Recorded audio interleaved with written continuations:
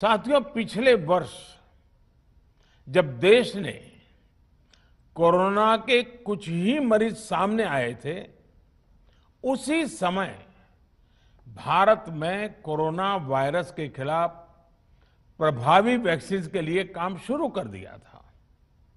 हमारे वैज्ञानिकों ने दिन रात एक करके बहुत कम समय में देशवासियों के लिए वैक्सीन विकसित की है। आज दुनिया की सबसे सस्ती वैक्सीन भारत में है। भारत की कोल्ड चेन व्यवस्था के अनुकूल वैक्सीन हमारे पास है। इस प्रयास में हमारे प्राइवेट सेक्टर ने इनोवेशन और एंटरप्राइज की भावना का बेहतरीन प्रदर्शन किया है।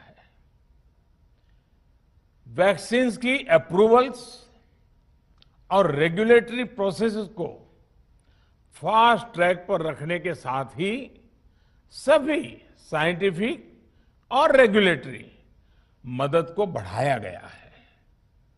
यह एक टीम एफर्ट है, जिसके कारण हमारा Bharat 2 made in India vaccine के साथ दुनिया का सबसे बड़ा टीकाकरण अभियान शुरू कर पाया।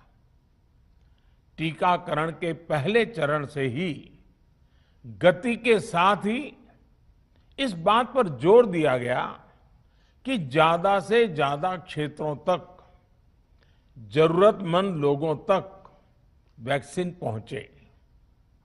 दुनिया में सबसे तेजी से भारत में पहले 10 करोड़, फिर 11 करोड़ और अब 12 करोड़ वैक्सीन डोज दिए गए हैं।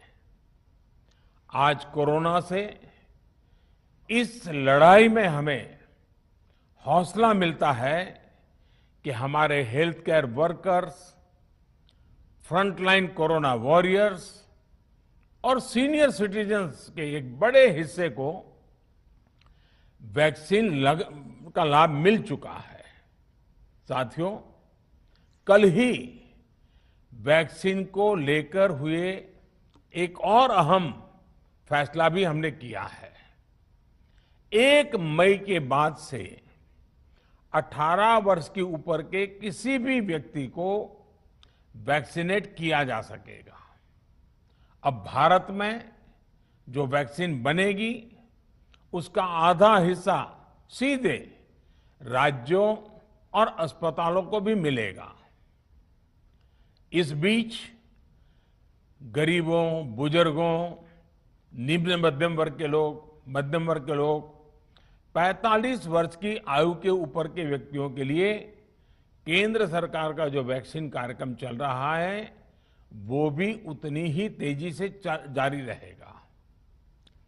पहले की तरह ही सरकारी अस्पतालों में मुफ्त वैक्सीन मिलती रहेगी, जिसका फायदा, जैसा मैंने कहा, हमारे गरीब परिवार हो, हमारे मध्यम वर्ग, निम्न मध्यम वर्ग के परिवार हो, वो उनका लाभ उठा सकेंगे। साथियों, हम सभी का प्रयास जीवन बचाने के लिए है, और जीवन बचाने के लिए तो है ही। प्रयास से भी ये है कि आर्थिक गतिविधियां और आजीविका कम से कम प्रभावित हो। प्रयास का तरीका यही रखा जाए। वैक्सीनेशन को 18 वर्ष की आयु के ऊपर के लोगों के लिए ओपन करने से शहरों में जो हमारे वर्कफोर्स है, उसे तेजी से वैक्सीन उपलब्ध होगी। राज्यों और केंद्र सरकार के प्रयासों से श्रमिकों को भी तेजी से वैक्सीन मिले लगेगी। मेरा राज्य प्रशासन से आग्रह है कि वो श्रमिकों का भरोसा जगाए रखे। उनसे आग्रह करें कि वो जहां है वहीं रहे। राज्यों द्वारा दिया गया ये भरोसा उनकी बहुत मदद करेगा कि वो जिस शहर में हैं, वहीं पर अगले कुछ दिनों में वैक्सीन भी लगेगी और उनका काम भी बंद नहीं हो।